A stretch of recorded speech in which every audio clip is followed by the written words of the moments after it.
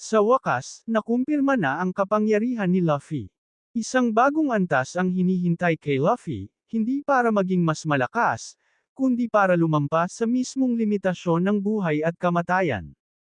Kumpirmado na ang susunod na pagpapalakas ni Luffy, at posibleng ito ang tanging bagay na kayang pumatay ng isang devil. Simula nang magising ang Gear 5, inakala ng lahat na narating na ni Luffy ang pinakamataas niyang anyo. Pero muli tayong pinatunayan ni Oda na mali ang akala natin.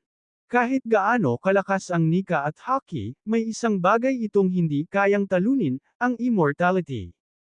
Ang Gorosei at ang Holy Knights ay walang katapusang nakakabuo ng katawan, sipain mo, sunugin mo, iunat mo, kahit anong gawin mo, babalik at babangon pa rin sila na parang walang nangyari. Ang susunod na anyo ni Luffy daw ang sisira sa siklong iyon, hindi dahil sa mas malakas siya, kundi dahil matututunan niyang sirain ang mismong kaluluwa. At sino ang susi para mabuksan ang kakayahang iyon?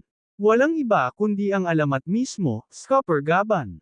Siya lang ang natatanging lalaki na sinasabing nakapagbigay ng sugat sa isang nilalang na dapat ay hindi namamatay, si Saint Imo.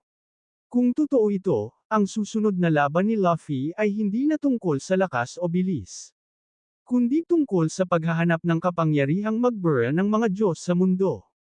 At kapag nagawa niya iyon, magbabago magpakailanman ang balanse ng buong mundo ng One Piece.